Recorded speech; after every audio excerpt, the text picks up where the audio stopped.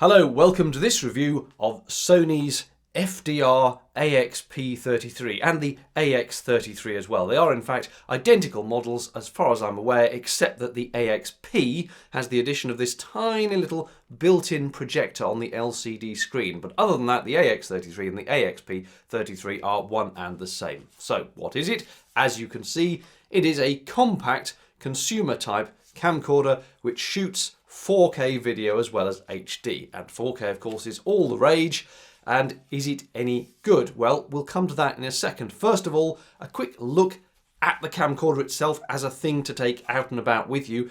And the first thing you notice about this, it's heavy. I mean, I don't mean heavy in the sense of a pile of bricks heavy. It's not as heavy as one of those big shoulder mount camcorders that the TV news crews go around with. They really are heavy. But for a consumer type pocket camcorder, you really notice its weight. Now on the upside, it feels very solid. It is plastic, but it feels substantial in the hand. You don't kind of worry too much about this being something that's going to break. But by golly, you do notice that weight. Now I've taken this out and about with me on a couple of days for general days out, shooting of things going on around here, and you put it into your coat pocket and you sag to one side because it actually pulls down on your pocket. Other camcorders I've had are so lightweight you don't notice you're carrying them. This one, you remember it is with you, and I felt like I needed something of equivalent weight in the other pocket to make my jacket stop sagging at one side. So I don't want to bang on about it too much, but you notice the weight with this. And I think if you took this with you as, say, a holiday camcorder, after a day of toting it round, you'd kind of be a bit annoyed with it.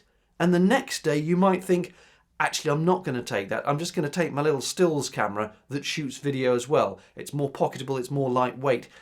It is a substantial beast. Certainly if you were to put a neck strap on this and dangle it round your neck, oh my, you would definitely notice it. So just be aware of that, I would say, and perhaps just weigh it up in the shop before you buy to see if it's something that you would be comfortable taking around with you. Now that said, as I say, the build quality certainly feels quite good, so no worries there. And the feel in your hand, it's got a nice strap there. Obviously you've got the normal zoom toggle on the top.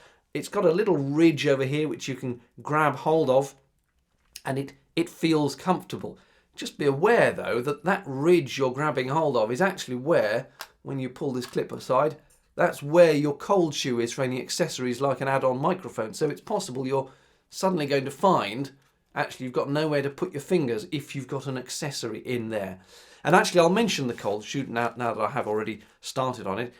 This clip that covers it, I think, will come off at some point. And frankly, apart from aesthetics, it looks smoother when that is shut. You probably just don't want that there anyway. I'd like a way of removing that. Can you take that off? No, it is integral. The good thing about this cold shoe is that it is an absolute standard size cold shoe, and although it's slightly recessed under this cover, there is enough space behind it, as you can see, to be able to put an accessory in and slide it into the shoe. The next models up from Sony, the CX900 and the AX100, had a very awkward design of cold shoe where the whole thing was recessed, there was no space behind it, so the only accessories you could plug into it were Sony designed ones because there was a little extra cutout in the cold shoe. And of course no normal accessories had that design. This one, thank goodness, Sony's seen sense, put a normal cold shoe on it, and if you want to stick a little light or a microphone, something like that in there, there is no problem at all. Speaking of which, behind this little sliding cover here, and I like these little sliding covers, they're better than flip out ones that will break off. You have got an input for a microphone and also a headphone jack as well, so you can listen to what you're doing and you can put a mic on for better quality sound. That's not to say that the inbuilt mic here at the front is bad. As long as you put a tiny little wind jammer over it to jam any wind noise, it does the usual fairly alright job of picking up ambient sound. But I wouldn't want to do any interviews with it or any vocal work, but for just picking up the sound of the crowds around you, it is fine. And again, you have to be careful not to tap the camcorder with your hands, as with any camcorder like this, because otherwise the microphone picks up the sound of your hand handling the camcorder. And that is why it is nice to put an external mic on, though as I've already mentioned, it might be a bit awkward with anything there because your hands suddenly will be in the way of the thing you've plugged in. So just be aware of that. What else to mention? Well, I suppose the main thing, functionally speaking, is that it does have a lens control ring, which is always nice, bit of manual control over what you're doing. It's not quite as good as you'd think for reasons I will come to in a bit. But that said, it's reasonably large. I'd like it to be a little bit thicker actually, but you can get hold of it. It's got a very smooth action and you can toggle what the lens ring is controlling by this little manual button here. You press and hold, and after you've held it for a couple of seconds, a menu comes up. You then turn the dial to whichever thing you'd like to control, focus, exposure, iris, shutter speed, press the button again, and now that dial is adjusting whatever it is you've selected. So it's reasonably quick and swift, but there is a big caveat on it when it comes to exposure, which I'll come to in a minute. What else to say? Not a lot. You've got normal tripod screw on the bottom. You've got this very thick, chunky screen here. It's thick and chunky, of course, because on the AXP model, it's got built in this little projector. I don't have much use for that myself, but I have tried it. It works, it throws an image, and in a dark room, let's say you are on holiday, you filmed your day out with the kids, you're all back at home in the evening, you could quite happily shut the curtains, project this on a wall and watch your footage back. Better still, it has a feature where on one of the inputs here, it's a little, I think it's an HDMI input so that you can project video from other sources. So your mobile, well, I suppose your mobile phone wouldn't have an HDMI out, but there are some tablets that have an HDMI output. You might have movies therefore on your tablet. You plug their output into the camcorder and then you project them onto the wall. So it's kind of a cool feature, I suppose, if you have that kind of use for it.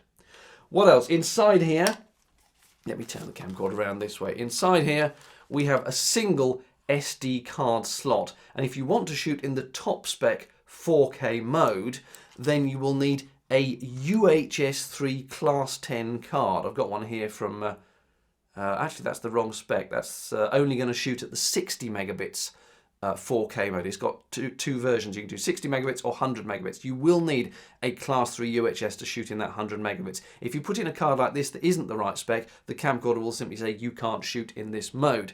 It also does HD 1920 by 1080 at 50 megabits, and there's a variety of other flavors as well. So single card slot, of course, means you haven't got any dual recording, no backup if the card is faulty. It's reasonably rare for these cards to be faulty, but it does happen. And if that happened on this, then your footage would be lost. So that is a problem. But that is what you get for buying a lower cost version of the camcorder. The higher spec versions, as you go up the Sony model range, they do have dual card slots. Now, there are some physical buttons here, but manual enthusiasts don't get excited. These are not terribly useful buttons and they're not programmable. You can't reassign what their functions are, sadly. So you've got a night shot button that only turns it into night shot mode or not. You've got the button that turns it from playback instead of record mode. You've got the little button that turns the projector on, and then you've got an entirely useless button that aims to not record the sound of the person behind the camera, but only the sounds in front. And it's a fairly Mickey Mouse feature. I tried that on the CX900 and it really didn't work. It just made the person standing behind the camera sound a little more thin and reedy, but you could still hear them. So it's a great shame that you can't at least remap that one button into something more useful. Now, that said, this is a touchscreen. Let me just stick the battery on the camcorder. It comes with an NP FV70 battery, and it is, oh, the print's so small. My eyes are so rubbish. 1960 milliamp hours, so about 2 amp hours on that battery. And it is a touchscreen, gives you lots of good info. And one of the things you can do, come on, boot up, is on the left-hand side here, you get a choice of functions you can have in your sort of quick menu, preferred menu. It gives you a whole set of them, and you've got 3 positions, and you can assign what functions you like. So, for example, on mine, I've got the exposure adjustment button at the top, and the reason I've picked that, again, I will come to in a minute, it all comes back down to that lens ring. And then I've got the peaking and the zebras function. Now it doesn't simply toggle those functions on and off, which I would prefer. What it does do is take you, when you press it, to that menu function where you can then select how you want it to be. So in the case of peaking, you can choose what colour you want, or you can turn it off. And in the case of the zebras, you can choose whether you want 70 or 100%, or you can turn it off. It's reasonably quick. I prefer simply to be able to, for example, set the zebras to 70 in the menus and then have a toggle on and off, because it's just that much quicker. But it's not bad, and you do get quite a choice of the icons you can have. So the lack of physical buttons to change things is slightly annoying, but you do get that menu option there down the left-hand side, which is good. The camcorder also gives you the full complement of info, you know, battery life, recording time, what filming mode you're shooting in. If you've got a shutter speed selected, it tells you the shutter speed. It tells you whether you've got the steady shot on or not. And usefully, even when you flip the screen round this way, let me show you, it keeps that information on the screen. Now you might think, well, why wouldn't it? But Panasonic's sort of competitor to this, the HC VX870, when you flip it round to do a selfie, for no readily apparent reason, it assumes you don't want to see any of that info, and it just blanks the screen and just shows you what you're shooting. Whereas for my purposes, if I'm doing a selfie, I still want to see my battery life, my record time, and all the other info and the audio meters and things. So Panasonic turns all that off. The Sony here keeps it on, so that is a good thing. What else to mention about this? If you have got the projector model, there's a tiny little adjuster here which adjusts the focus of the projector. Now this little slider will stay in place where you've left it, but it's very loose. It would just be unbelievably easy to knock that as you're opening the screen. So beware that if you have set this thing up to be focused at a particular distance, you're going to move it when you open the screen. But then having said that, every time you move the projector, you're going to refocus it anyway, so it's probably not a big deal. What else to mention? The best feature, the single best feature that this camcorder has is the balanced optical steady shot system known as BOSS. Sony's had this system for quite a while. It's only found in its little consumer cams because it's too hard to mount it in the bigger censored, bigger professional cameras, because essentially what they've done is they mount the entire sort of sensor and lens assembly on a floating gimbal. Let me open up the screen. You've probably seen this on other demos. And as you move the camera around, the entire little lens assembly is actually floating and wobbling around. It's unbelievably good at stabilizing the image. Whether you're holding the camera still, moving it around. I was doing some filming for a corporate video the other day, an actual paid gig, which is nice. And it was for a company that makes products for trucks, lorries. And I had to sit in the passenger seat of the cab while we were driving around. If you've never sat in a lorry cab before, try it, because it feels roughly like this. Even when you're going over a smooth bit of road, these things are bouncy. And I'm trying to film the driver. Now, I've done it before for this company without the aid of a balanced optical stabilization, just your normal, average, everyday stabilizer. And no matter how hard you try to hold it still, and no matter how good the ordinary stabilizer in the camera, the footage still comes out a bit like this, especially when the truckie changes gear or goes around a corner or goes over a speed bump in the road, anything like that. Just horrific. So I filmed this particular video using this with the BOSS. It was fantastic. Yes, every now and again you'd get a bit of a bump, but by and large, looking at the footage, you'd think you were going along a smooth bit of tarmac in some magically smooth vehicle. I cannot emphasize how mind-bogglingly surprised I was at how smooth this was at filming inside a truck. So if you want something with a good stabilization system, there is only one answer. It's a Sony with the balanced optical stabilization system. Truly fantastic. Let's talk about image quality, why don't we? It's good, both in HD and 4K mode. The pictures are crisp, there's lots of detail, Occasionally, as in all things, the autofocus can sometimes be a little bit slow to find focus, and you kind of end up pointing it slightly around whatever you're trying to shoot to give it something to latch onto. But when it does, it's quite quick, and once it's got focus, it's fine. It's also got the usual face recognition focus. The last couple of video reviews I did on this channel of the JVC GY8, that was shot using this as the camera shooting me in this environment, and I simply put it on auto and it locked focus throughout the whole thing, so no problem with that at all. The only thing I noticed while filming with this is that when I was shooting some water in the local nature reserve and it was all frothing up, there were lots of bubbles, there were some very odd pink outlines around all the bright areas of the bubbles. And there was nothing pink in nature reserve, it was all green, but there were pink outlines round the bubbles. Shooting exactly the same scene on the Panasonic VX870, no pink lines, just bright areas of sunlight glinting off the water.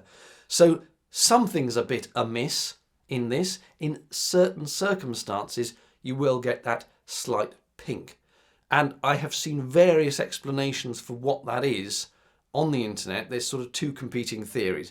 Whatever it is, however it happens, it was there. That said, in everyday, day-to-day shooting, such as the recent festival I went to in Rochester, took some shots, it produced perfectly good images, and I had it on auto everything. I think I certainly wasn't manually focusing. I think I had it on auto exposure, though I did adjust the exposure levels.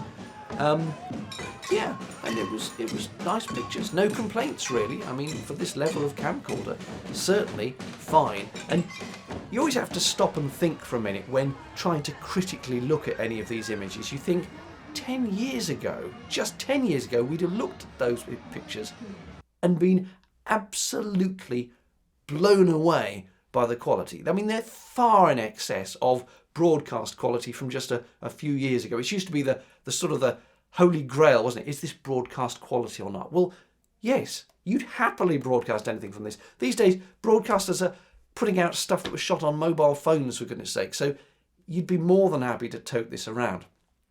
The other big question, of course, everyone asks about camcorders is, what's the low light ability like? Well, look, it's a consumer camcorder with a tiny chip and in 4K mode 8 million pixels, tiny little dots trying to soak up the light in a dark environment.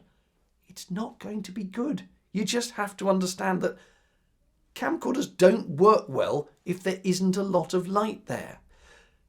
They want light. If you're in a dark room, put more light in. It'll be a lot happier, a lot better than you trying to add gain in the camcorder.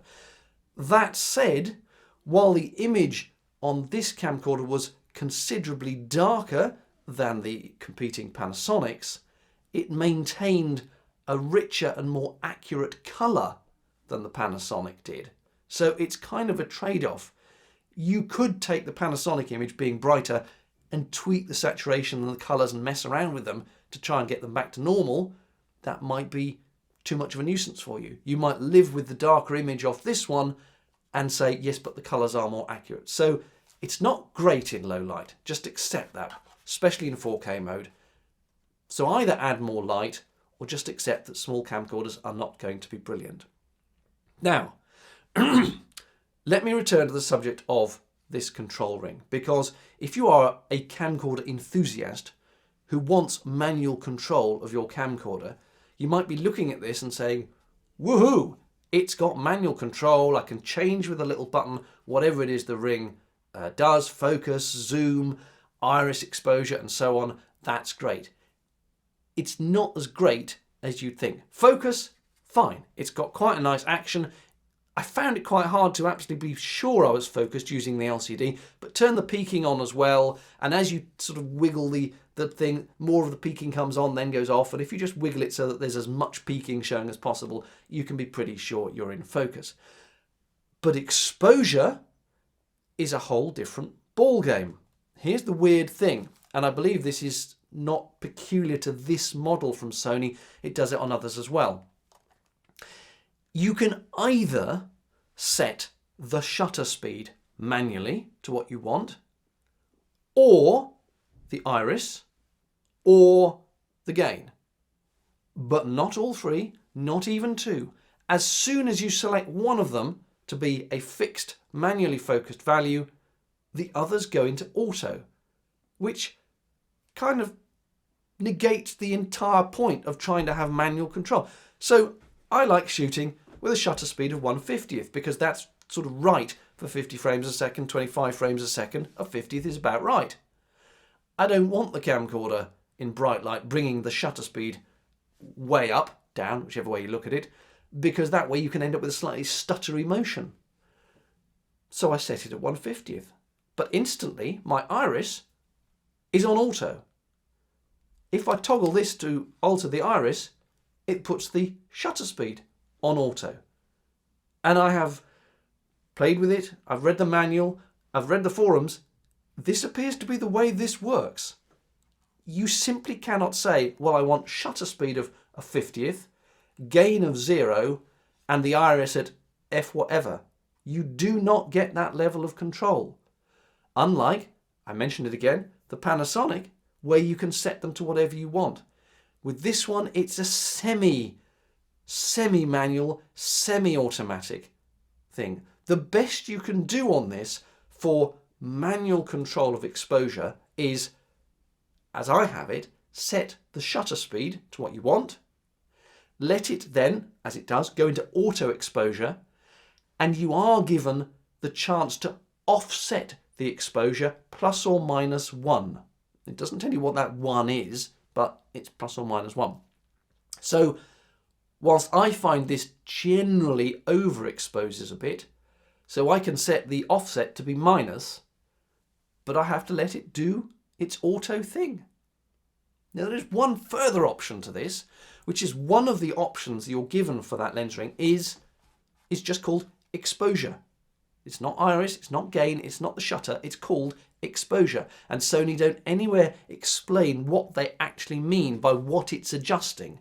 And obviously it is a combination of the shutter speed and the iris and the gain, but without them being quite clear.